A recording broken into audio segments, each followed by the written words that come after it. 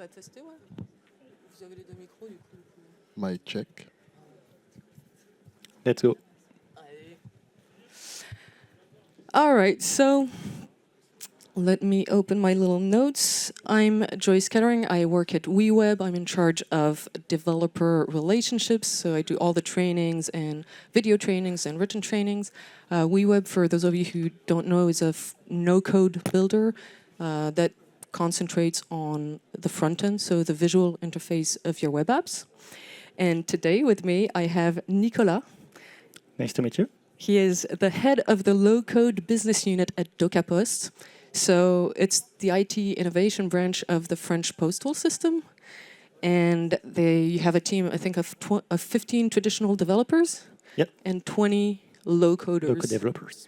Okay. And, I mean, DocaPost generates with their apps like millions of revenue every year. And they have more than 100 active users, daily active users on the web apps they build. They use full code for some of their apps. They use WeWeb for the front for some of their apps connected to their custom backend. That's it. All right, cool. Got that right. My second guest is Xavier, who is the Chief Technology Officer of Dataset. And Dataset is like a super app, a SaaS product for venture capitalists to track their investments. So the MVP of the app was built on Stacker and Airtable, and then they migrated to Airtable plus WeWeb stack, and then finally Xano to WeWeb. So maybe there will be another iteration. Xavier will tell us about it, but all three of us are here today to talk about how to choose a resilient no-code stack. What we mean by that is a stack that can scale with the number of users that grows, and also the complexity of your app that grows. So maybe I'd like you to start by telling me how you got started on your project, on the Dataset project, how it first got started and how you came to work at Dataset. I start last year, and I was just the dataset asked me just to come and help them to go from Airtable to Xano, and we just began like this. We tried to get the database they have on Airtable and rework the architecture of the database to put it in Xano. So the reason for the migration is that the app wasn't scaling with an Airtable database, right? Like, was it API rate limits? What was it? Yes, they reached the API rate limit, and the app was a bit slow, become slower and slower, and then they wanted to go on some platform which will let them grow. All right, cool. And so how about you, Nicolas, at DocaPost? When did you start working with no-code tools, and which ones did you try first? Like, how did you come across WeWeb or Yes. like? In fact, we started to work with no-code tools in 2014. We started to develop our own in-house Xano, in fact. We are developing a platform we call Process Orchestrator. The goal is to plug the numerous information system within La Poste. If you're French, you know La Poste, and your grandmother knew La Poste, and like the postman. If you're not French, it's the postal system. So it's quite a big startup. We are just around 250,000 employees in France and more than 300,000 in Europe. So we all do very industrially. It has to be industrial. So we are used to develop by our own, and in 2014 we were looking for such a tool. We needed to plug information system in order to develop new processes and new services in La Poste. If you know La Poste, we have to transform the group and we have to offer new services. So we did this platform, and we chose to offer a visual programming screen the visual programming screen. The goal was to enable marketing people, salespeople, to develop their own new services. So we started with visual programming. And 3 years ago, we noticed that it was called low code, in fact, no code or low code. So we started some years ago. And after that, we needed to be able to create also. For me, with the platform, we are enabling the motor of the car. We needed also the full car. So we needed we already had a backend and we needed front end also. Yeah, so you're connecting WeWeb. You built your own kind of no-code backend builder. Exactly. And you're connecting WeWeb on top of it. Self-hosting, so you export the... Yes. Yeah, you export the WeWeb code and self-host. That's pretty cool. And so when you evaluated no-code tools, and same for you, Xavier, I mean, Xavier is the person I know that knows the most about the most no-code tools. Like he... So, like, what criteria do you use when you evaluate a no-code tool to build web apps? I think you have to look if the no-code tool have a great community. If there is no community, the tool will you won't have help, and it's really important when you are stuck to be able to ask questions. How to do this or how to do that. It's really important to get close to a community. I think we also have to look for how many time, how long the company exists. If it's a company that would just appear on the market, maybe it's a bit dangerous to go all in on the no-code tool. Maybe just test a bit and come back later, and maybe a few years to let the product grow a bit. It's interesting what you say about the community, because in that sense, it sounds to me that no-code or low-code is very traditional to code, where if you choose a framework to learn, for example, a language to learn, you kind of look at the most popular ones, or the ones, or if you look at a plugin, a component, or a library, you look at the ones that are where there's a strong community and that are maintained. So similar approach then, I guess. Yes, totally similar. You never go on a framework nobody know. It's totally dangerous. Yeah, cool. What about you, Nicolas? What other... I will give you a business point of view, if you allow me. Because I'm not developer, so I'm just a manager. But a manager in a very big company and a very distributed one.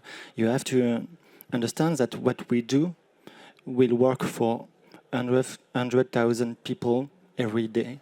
Everything we do cannot be a POC, cannot be just scrapbooking.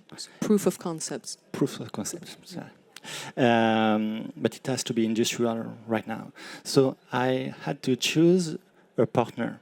I had to choose not only a tool, because there are so many tools, and you can see some of them downstairs. But I had to choose a partner. I had to choose a partner to work with for 5-10 years and many more.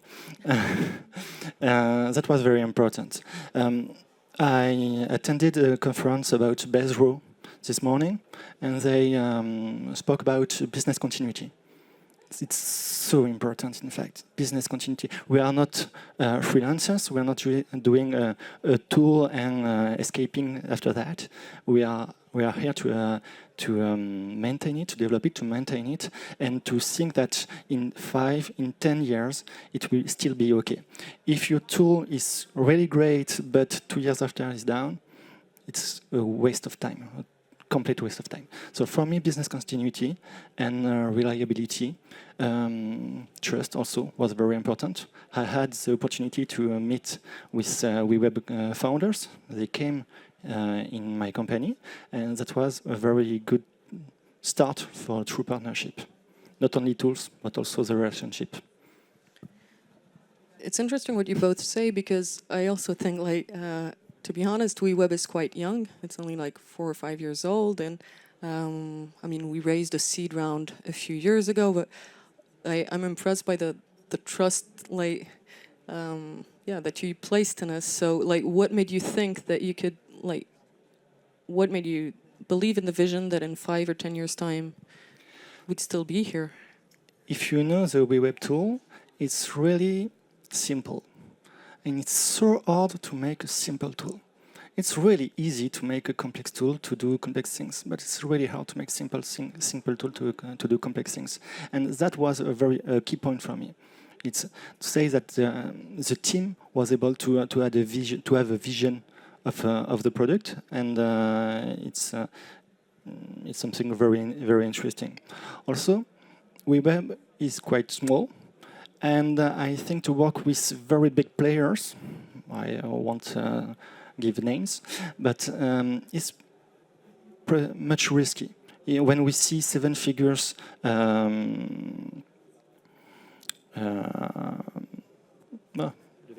funding, thank you. 7-figure funding, thank you. For me, it's not really interesting because you see, why is this company need so much money? Do they have to do a big refactory of their tool?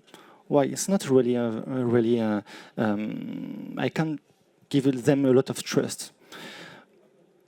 Small players, such as WeWeb, but not only WeWeb, small players that say that we don't have to raise funds, we are okay, we are profitable. Wow, that's a good point. I won't be the client that will give them money, and after that I will be one player, one client among others, and this is quite interesting. I would like to talk about other tools as well, to like talk about NoCode and more general, because otherwise I'm going to be embarrassed and it'll sound very promotional, which is not the point. Give a look at Flutterflow. It's really great also. Flutterflow, native apps, very cool. You worked, well, Dataset worked with Airtable and Stacker for the MVP. Like, can you give us like the pros of working with that stack to start with? I know you came in afterwards when they migrated from Airtable to Xano, but can you give us the feedback from the business point of view? Because I know Chloe is not technical, for example. Can you tell us a bit about that? At the beginning, they have no tech. They have nobody with developer background. So they have totally zero knowledge about development. So they could not go for directly on a stack which need to be a developer. So Airtable is really simple. Stacker is simple too. So the MVP just go on Stacker and Airtable because it was simple. It could they could onboard few clients on it and just test their product. When they see the product was growing, more and more clients, they just asked, is this stack will be, I don't know how to say, perenne? Resilient. Okay. Will it last in time? Yes. They don't know if the stack will be resilient, so they just wanted to have someone with a developer background, with an architect background, to help them to see if they could go to another tool will let them grow. Just hello to Florian. He's the chief product officer of WeWeb. And yeah, so we discussed a little bit like the use cases of DocaPost and Dataset. And what I wanted to ask you now is, you have DocaPost, especially like you're a big company, like an older French industry, let's say. Like, was it easy to get the people inside the organization to adopt NoCode? How did you? No, not at all. I forced them. Ready. We are developing also a backend NoCode, low-code platform, but when we was about to choose how to make front ends, all my team said we want to do it with Angular. Angular or Vue.js, whatever you want. We want to do it with Angular. Why? Why take a risk to do it with a tool when we are able to do it with traditional code? And it's a fair point. Like, Definitely, yeah. definitely. But from my business point of view, another time, it's a lot of savings. We save time, we save money, we save risk also. When you are using a tool with a huge community, many people are already patched the flows. It's more reliable, it's more secure. So for me, it's a lot of savings. So I have to convince them. What I did a proof of concept from myself. I'm not a developer at all. I developed a website in PHP 15 years ago, and that's all. So I spent 2 nights, first on Bubble, very great product, not for me, but very good product, and then on WeWeb, and that's it. I did this POC now, and I said to them, I'm able to do it. You all know that I'm not a developer. I'm a quiche already, and but I did it. I don't know how did to it. translate So this. I'm sorry. He's it's like it's a French for to say he's not very good at this. not good at all. Yeah, he's a noob. If I can do it, you can do it. That's Yamaha. We'll just do it. Actually, I'd be interested in a show of hands, like people who know how to write code, who can develop a web app writing code. Cool. And who works in a big organization where they're trying to implement NoCode, for example? For the result. Okay. Cool. Very interesting. And so your method of convincing was show them, basically, to Yes. show them it's possible. Someone like you, a noob like you, can do it. All right. Xavier, you worked at large corporations as well before Dataset. Yes. Can you tell us a bit about that experience and how you got into NoCode through that, maybe? Yes, I was information system architect, and I worked for La Poste, the SNCF, so the railroad in France. I worked from the CEA, the atomic. I don't know how to translate that. Yeah, it's the European Okay, Center. CEA, Commissariat pour l'énergie atomique. And many more. My mission was to get all the processes in the business, all the business case they had on Excel, and transform it to get to be in the single source of truth. One of the big pain points in organization is there is a lot of data spread around the companies, and my job was to see how people was working, what they are doing, and how can it be centralized in the single source of truth. So we are working on processes and tools to run these processes. Very cool. And Florian, so at WeWeb, there are a lot of different users, different types of users. So you have big companies like DocaPost or PwC, or some banks we're not allowed to mention by name. And you have like entrepreneurs like Dataset who are building their app, who sometimes are raising funds on no-code stacks. As a tool, like how, so you're the CPO, you like give the vision and the direction of the product. How do you think about this for WeWeb, but also for the rest of the ecosystem? How do you think no-code editors or builder like tools, should think about, you know, the modular approach versus the monolithic approach? How can you bring value, basically? How can no-code tools can bring value to these different types of customers? Sorry, that was a long-winded question. That's a big question. Thank you, Joyce. Okay, so can you hear me? It's okay? Perfect. So I think the first step is to have a tool that can compete with code. So we always say, why no code? And we kind of we could say why code, basically. And it's part of your answer. It means that for many use cases, if your no-code tool is mature enough, it can be enough, and you could save a lot of money, you could ship faster, and you could have many people, like product owners, building your application instead of developers. And developers could still step in. I think it's not, we don't have to break those words. They have to work together. And I think, especially at WeWeb, we want to just build a place where they can work all together. Product owners who can ship themselves, and developers who can step in when they are needed for specific cases to build really something really customized for your business. But everything that's already been done should be productized. You should be able to ship it quickly. And I think that's one of the pillar of no-code tools.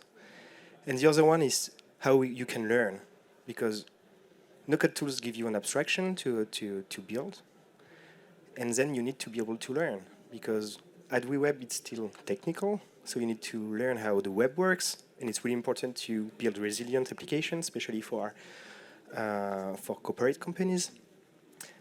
And so I think it's our mission to also teach people, teach product owners to learn more, to learn how the web works, and to be able then to build in a proper way, not to build a toy, to build really a professional application. And I think this is the most important thing. And the last thing is for the company to be owner of the application. For example, at WeWeb, when you build an application, you can export the code. It's your code. It's not ours. So you can self-host it. It's yours.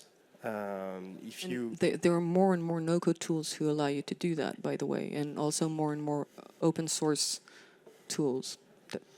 Exactly, and I think it's really, really important, because this is something developers argue. It's your code if I code it. And so for some companies it's really important, so you need to really choose the right tool for that to make sure that the application is yours, basically. That it belongs to your company. No, that was perfect. It was a long question. And you talk about learning. Like, there are different types of no-code tools. You have tools like Webflow or WeWeb or Flutterflow that are quite close to the code, like you were saying. And you have other no-code tools that are a little bit further from the code, but they also have their advantages. What would you advise people who are getting started? Like, is it worth it to, is it better to start with a tool that abstracts more, but you get there faster? Or is it better to start with a tool that it's going to be harder, but maybe you're going to get discouraged and abandon your project? Any thoughts on this? If I may, I think you have to try many tools and try the ones you are comfortable with. It's not. You have to have in mind some key points, such as business continuity, resiliency, etc. But you have to be comfortable when you are a developer. I'm not, but you have to be comfortable with your tool. You will use it, so you have to be comfortable first of all. Don't you think, Xavier? Yes, totally agree. Because when you have a developer team, the most of the time you will use the language of the team. If your team know React, you will do React. If your team know JavaScript, you will do JavaScript. And sometimes you can see teams which will learn another language, but most of the time you will just use your skills, your internal skills. I guess that's also why it's so hard to convince people to try no-code in the first place, because it's a new language to learn. In a way, it's a new abstraction. It's not really a new language, because sometimes yes, but when you use tools like WeWeb, it's just the same approach. You will. When I do WeWeb, I think it's like when I was developer. It's the same. I do the same things. It's just a visual abstraction, but it's the same thing. When I use Xano, it's same too. I just use the algorithm and deploy my algorithm visually. It's not code, but it's the same thing. Cool. And what do you think no-code tools still need to improve? Where are no-code tools like very far behind pure code Deployment. deployment? Yes, it's a huge. I think it's a huge pain. It's hard to. When you are a developer, you are using Git, GitLab, everything. In no code, you don't add that, and sometimes it's a bit hard to deploy in security. Sometimes it's a bit dangerous because you are nearly always in production. So you are developing in production, fixing bugs in productions. Sometimes you can do it on staging, but you are always close to the production. Do you have a horror story you can share? No. Everything. I have no problem, but I know you are always on the I don't know. On a tightrope, you kind of. Yes, you are always working slowly because you know if you do a mistake, maybe your app will not working and your client will be very angry. What about you, Flo? Do you have any thoughts on what no-code tools in general, not just WeWeb in general, where no-code can improve? Maybe it's not the tools, maybe it's like the training, I don't know. Like, where should no-code look into? Yeah, I think like you said, for GitHub for developers, I think collaboration, when you need to collaborate with your team on the same product, can be improved indeed. So, but for editors, it's really hard to create the branches, and especially because you need to manage conflicts. In code, you can merge and then decide which parts of the line you can ship into production. In no code, you cannot say that it's a win-win. Should I say that this branch wins or the other one? So this is why it's a bit harder to do it in no code for collaboration. I think versioning is maybe a way to prevent teams from working with branching. I think working in a scope places could be a way to improve that. And then, of course, could have branches, but we will never be able to manage conflicts as the developers do.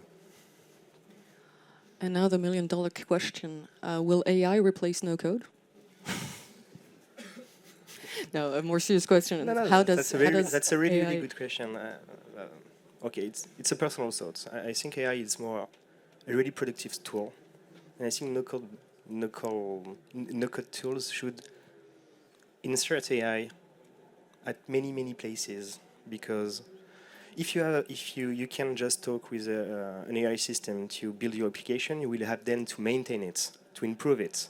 And it would be really, really hard to do it with prompts, just to say, okay, that tiny pieces of my application need to be improved in that way and that way. It would be much more complicated than just click and change it in an interface. So I think AI should be able to basically click like you do in the tool to set up in a faster way your work. So it's a tool to be more productive, and then you should always be able to maintain it in yourself with Blow. So it depends on the tool you are using, basically. But I think it's really more something to speed up your productivity instead of replacing. It won't replace the no-code tools, because you will always need a place to gather everything, to collaborate, to put all your assets, to put everything. And AI won't do that, at least for a really while. Any other thoughts on this? I not fully agree, but I'm not a product owner.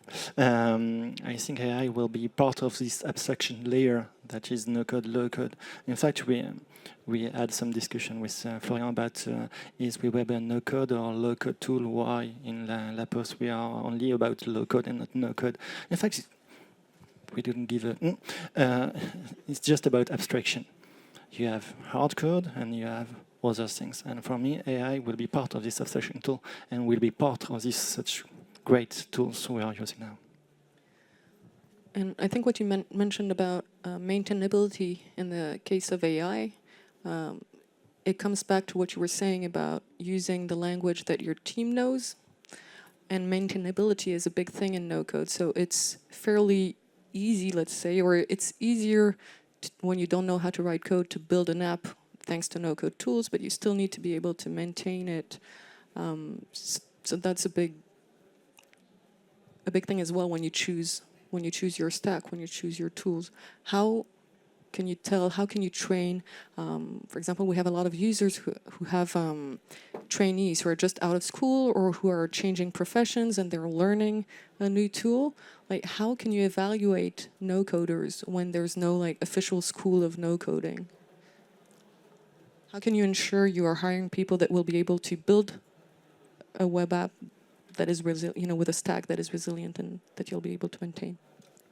At Dataset, we are looking for people with a little developer background. Not really a senior developer with years and years of experience, but someone with just a few skills in development, and we are training them on NoCode tools. It's easier to go on NoCode tools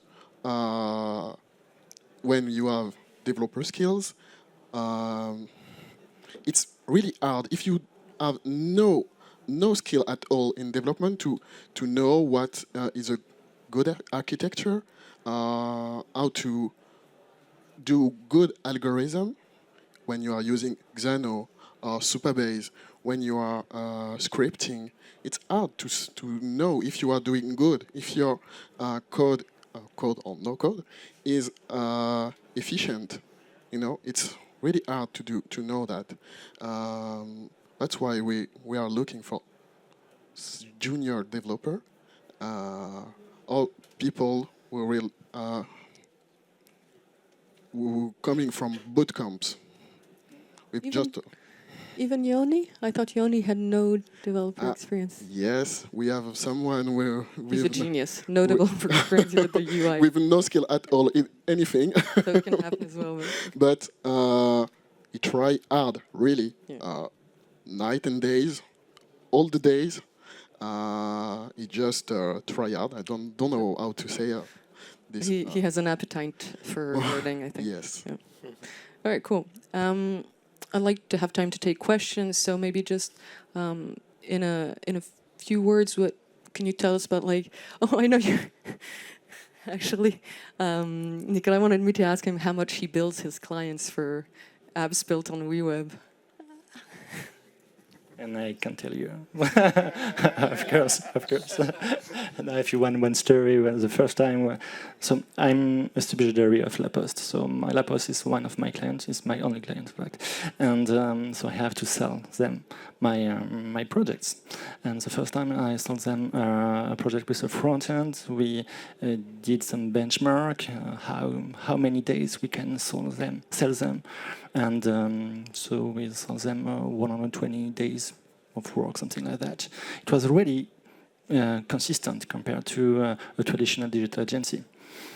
And we thought we will spend more time because why? Because we have to get to be used and to learn how to develop with WeWeb. We had to discover everything.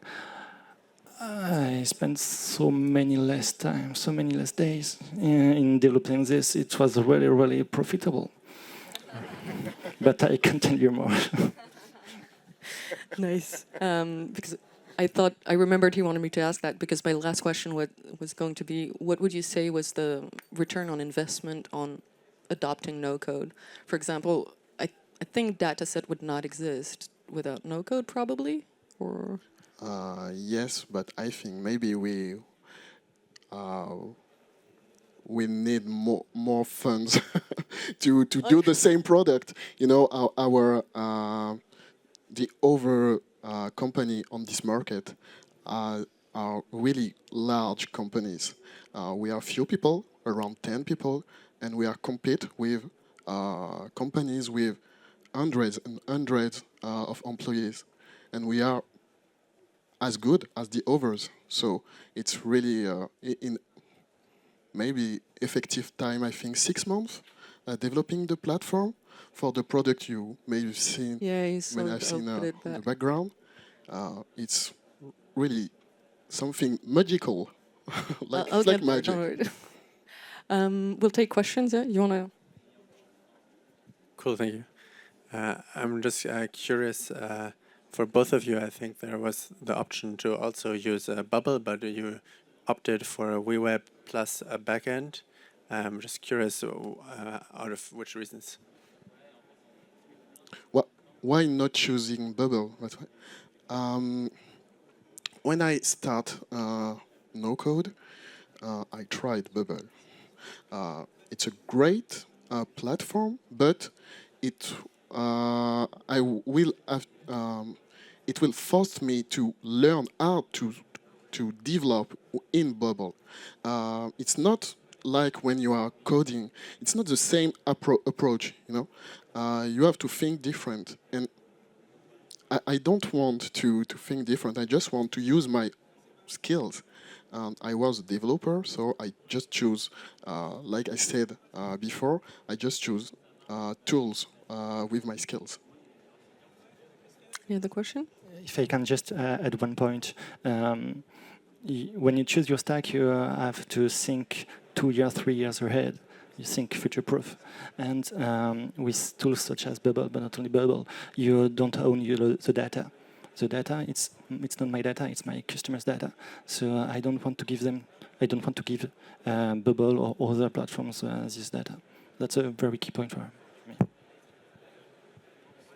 Thank you.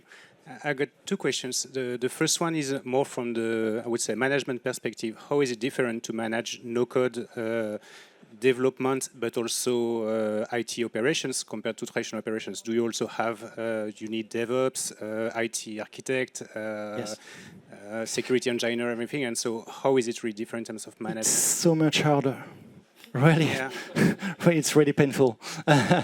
It's really painful, but it's so grateful also, because when you do a project in 2 months, whereas other IT departments do it in 12 or 18 months, it's so great. But yes, it's hard. We need DevOps. We need low-code architect. Do you know any low-code architect? I don't know. I'm looking for. Okay, great. You're too expensive for me. But no, yes, we need DevOps, we need architects, and we need testers. Also, we need to. So you have the same kind of team Yes. with developers, testers, maybe a Scrum Master, product owners. Exactly. We are doing in Kanban, but we have 3 weeks sprints in Scrum. Everything's the same, but low-code, but faster. Thank you. My second question is on the risk management when you assess some software, because no-code is still a bit, I would say, far west. We see there's hundreds of softwares. And in terms of risk management, sometimes you see great tools, but they are 1 year, 18 months, 24 months existence. You say that sometimes more robust tools that exist for 10 years, they're already a bit outdated. So how you manage risk in IT architecture to... We can be close to WeWeb. I'm working with WeWeb and Xano, and we are close to the team. We can discuss with the To team. both teams. The both teams, yes. We can talk to them, and they grow with us. So we have the confidence in the companies, because they are growing their tools with the feedback of customers. So we are all going in the same way.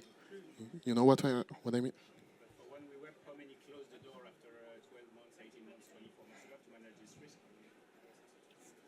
Yes, it's I don't know, Paris. It's a bet.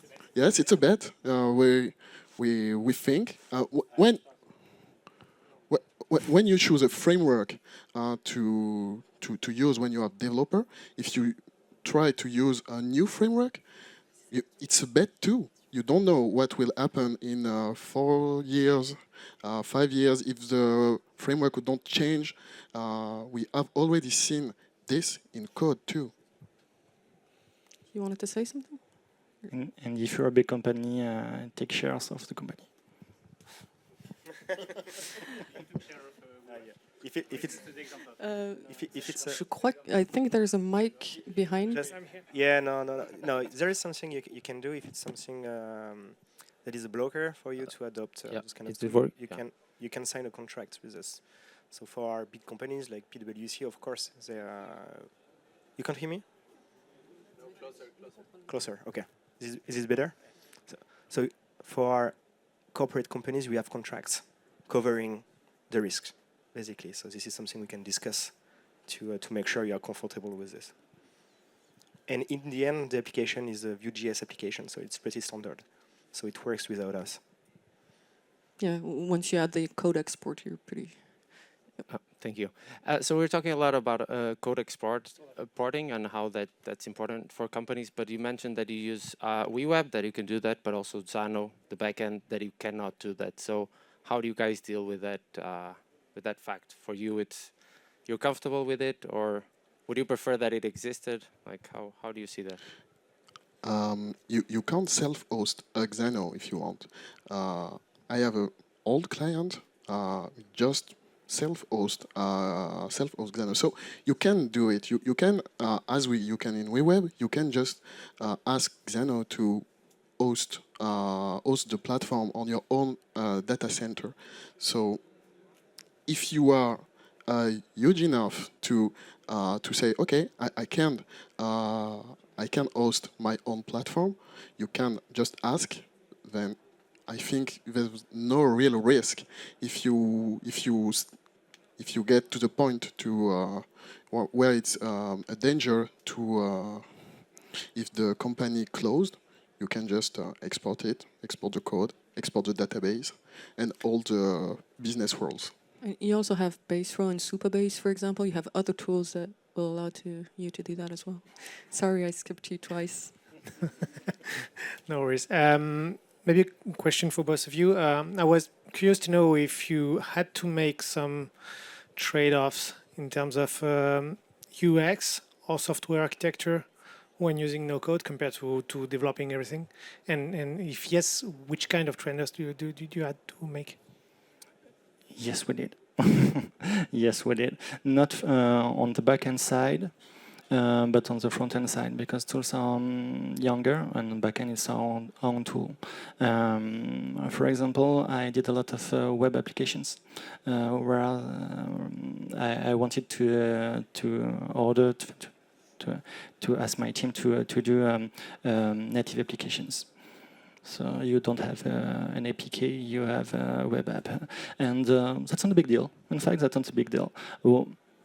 One recent project I didn't do with WeWeb because of that, because I needed offline features, and WeWeb doesn't offer it anymore.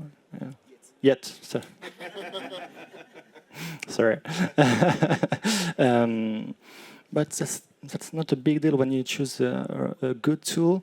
I had 3 key points when choosing my stack, my front-end tool. The first one was to be able to deal with a true partner, I already said. The second one was data security and data ownership. I'm Laposte, and since I don't know, something like 7 centuries, we are dealing with French snail mail persons and not data. We are not Google, we are securing it. So it's very important for me. And the third one was the completeness of the offering. I knew that I will need a very complete tool, or tools that will allow me to go further. And some tools, I won't say, such as one that start with We and with Web, offer the possibilities to develop custom plugins, and that's really great. So choose a good tool that with a complete offering, and it's pretty okay. All right, we have to stop here. We'll be outside and around the stands. If you have any other question, don't hesitate. And see you tonight at the party and tomorrow at the Xano WeWeb meetup if you feel like it. Thank you very much. Thank you.